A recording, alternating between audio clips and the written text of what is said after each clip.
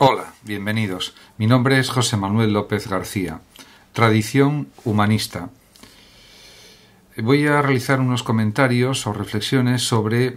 la importancia de la tradición humanista en el mundo occidental, basándome en algunos fragmentos del libro de Alan Bullock titulado La tradición humanista en Occidente.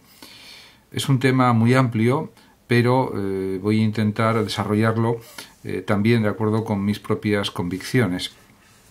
Señala Alan Bullock en su libro La tradición humanista en Occidente que en el mundo romano,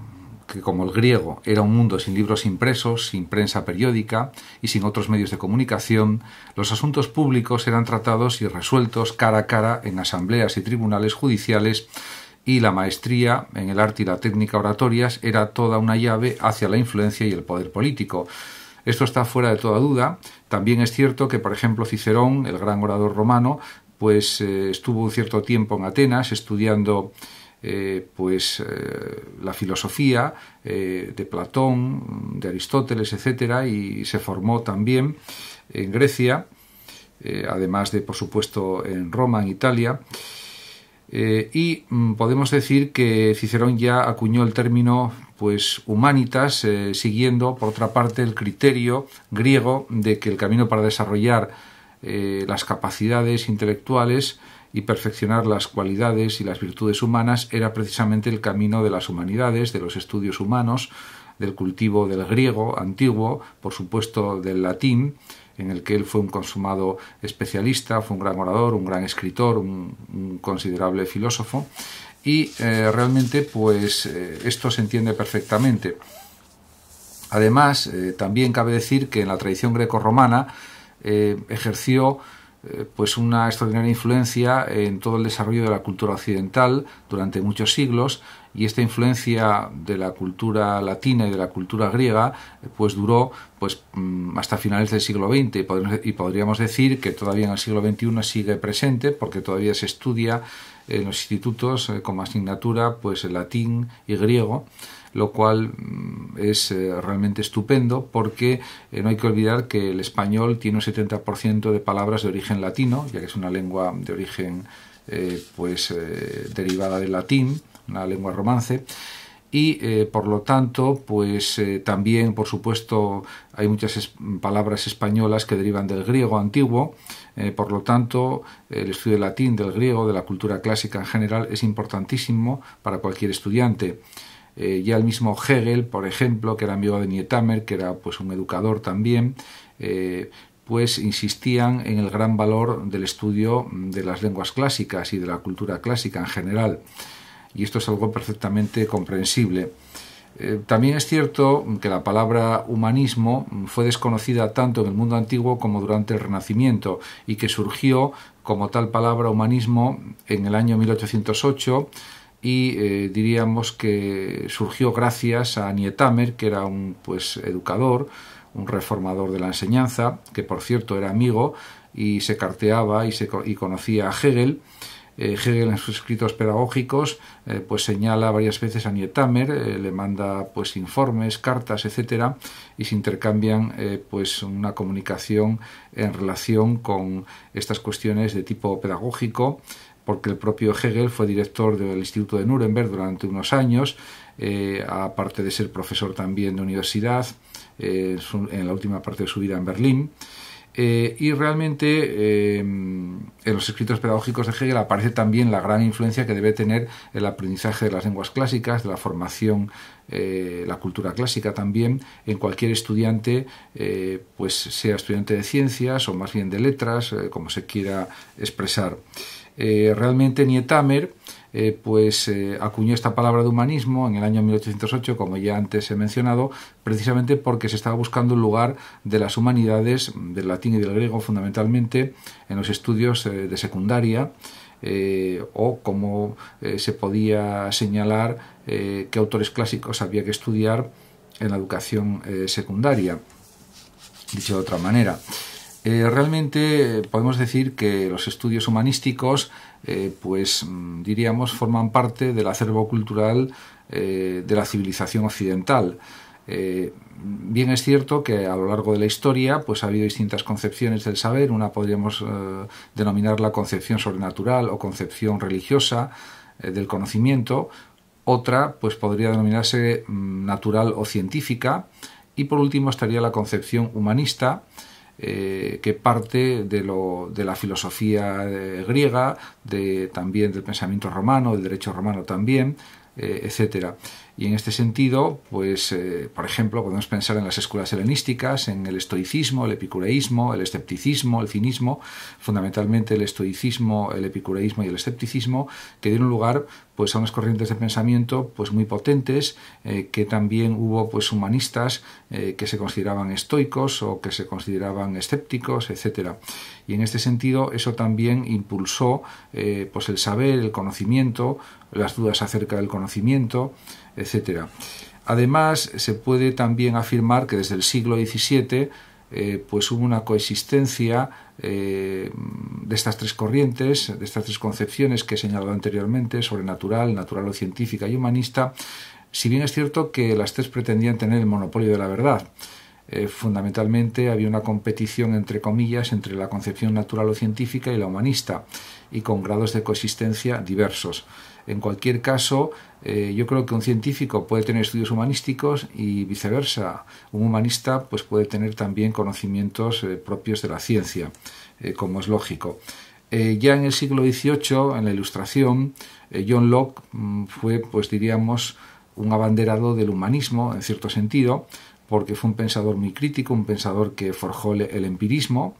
y que basaba su pensamiento en la tolerancia y en la libertad de pensamiento, lo cual significa que estaba a favor de un humanismo, de un libre pensamiento humanista. Y si bien es cierto que el humanismo surgió con Petrarca varios siglos antes, podemos decir que con Locke diríamos la libertad de pensamiento, la libertad de ideas, la capacidad de analizar, de criticar, de razonar, de argumentar, etcétera, pues podemos decir que tuvo un auge tremendo, y eso luego fue desarrollado por otros filósofos, como por ejemplo el propio David Hume en el siglo XVIII. Este gran filósofo escocés, también empirista, pues también muestra una actitud humanista en relación con el saber, con el conocimiento, y luego podemos pensar que también la enciclopedia, diríamos que resultado de los esfuerzos fundamentales de Diderot y de otros pensadores del siglo XVIII francés, pues la enciclopedia contribuyó a extender el humanismo, a potenciar la cultura de forma general, también a incrementar el deseo de estudiar pues las lenguas clásicas, de saber pues lo más posible de la cultura clásica, porque al final es la base del conocimiento occidental. Y por tanto esto también supuso un impulso para los estudios humanísticos, sin ninguna duda. En cuanto al tema del futuro de las humanidades, sobre esto se puede razonar de forma pues muy extensa, pero está claro que también, como dice Alan Bullock en este sentido, el futuro no está decidido. En efecto, considero que las vicisitudes que se producen en la historia, los cambios históricos, los acontecimientos históricos son muy variables, son muy diversos, y el futuro no es predecible de ninguna manera. Surgen guerras que no estaban previstas, las consecuencias de las guerras tampoco muchas veces se pueden prever. Las formas de vida, los cambios de gustos, los cambios de época, los cambios sociales pueden ser muy diferentes de lo que en principio se podría pensar. Y por lo tanto no hay reglas fijas que aseguren cómo va a ser el futuro, con lo cual la capacidad crítica, la capacidad de razonamiento, de argumentación, de análisis, que es algo que forma parte de los estudios humanísticos, también de la ciencia, por supuesto, son imprescindibles, son muy necesarios para cualquier estudiante, para cualquier persona, no solamente por poseer un bagaje cultural amplio y profundo, sino también porque le servirá para conocerse a sí mismo, para saber lo que quiere en la vida, y también para forjar pues una nueva humanidad más justa, más solidaria, más comprensiva, más compasiva, etcétera. Pero incluso escritores y sociólogos y filósofos, por ejemplo, como Kafka y Weber, Max Weber, predijeron el problema, por ejemplo, del crecimiento de la burocracia. Y esto pues también era algo que puede ser, diríamos que combatido, entre comillas, con el humanismo. Diríamos que frente a la frialdad de la burocracia, pues la calidez del humanismo, de la comprensión de los deseos de los otros, de las actitudes, de los pensamientos, de los sentimientos, de las emociones, porque el humanismo también conjuga la razón con los sentimientos y con las emociones. No solamente es una cuestión de argumentaciones, de razones, de críticas, de análisis, sino que también incide en el factor emocional de los humanos y también de la propia realidad construida por las personas. Esto también se observa, por ejemplo, en las luchas por la libertad, por ejemplo, las propias de los rebeldes de Praga del año 1968, cuyo lema era socialismo de rostro humano.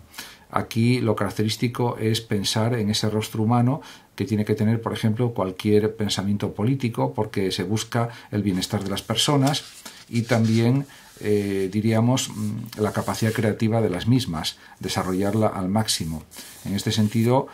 podemos hablar también de una especie de humanismo en acción,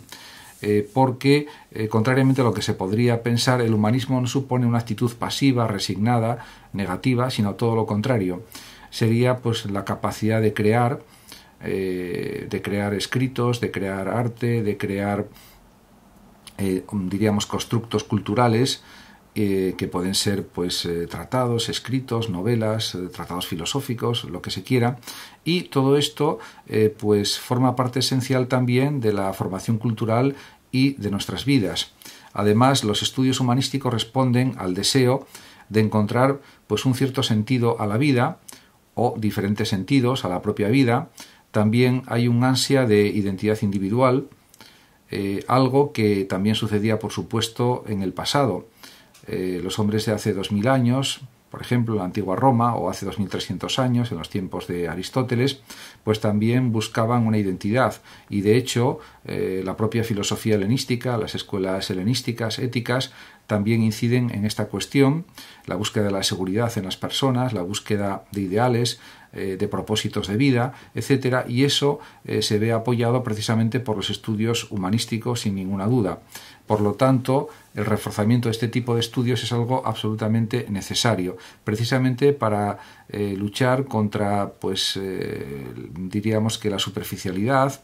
a veces de la sociedad occidental actual, y para profundizar en una vida cada vez más humana, cada vez más plena, más completa, más abierta a los demás y por otra parte más participativa, en definitiva una vida más rica en todos los sentidos. Y no hablo de rica en el sentido material, sino en el sentido más bien pues emocional, cognoscitivo, etcétera. Por otra parte, también habría que destacar la necesidad, por ejemplo, de luchar más para desarrollar la propia individualidad. Esto pues se puede conseguir de numerosas maneras diferentes. Por ejemplo, está la cuestión de la lucha de las mujeres por sus derechos, la lucha del feminismo, y luego también habría que tener en cuenta que el humanismo sirve para intentar evitar la explotación de unas personas por otras, evitar las desigualdades sociales, o al menos reducirlas lo más posible, y también luchar por los derechos de todas las personas. En definitiva, por no ser instrumentos del neocapitalismo liberal que pretende sacar beneficio de todo a cualquier coste. Esto pues no puede ser así. Hay unos límites del humanismo, hay unos límites de los derechos humanos y también esto pues colabora en ello el propio humanismo, los propios estudios humanísticos. Además, diríamos que las humanidades potencian la capacidad creativa de las personas en muchos sentidos. Por eso, en muchas empresas, incluso en estudios de tipo técnico, tecnológico, se valora también muchísimo la capacidad creativa que puede proporcionar el humanismo. Pues una capacidad de analizar, de valorar, de enjuiciar, de recombinar conceptos, ideas, entender las ideas, entender los conceptos, saber razonar, saber argumentar con precisión, saber profundizar en las cuestiones, algo que es absolutamente demandado por muchísimas empresas porque es lo fundamental en el capital humano que poseen. Y diríamos que cada vez esto será más necesario porque es verdad que están los ordenadores, están las máquinas, están los superordenadores y todo está cada vez más automatizado, pero así todo se requiere de pensamiento profundo, de pensamiento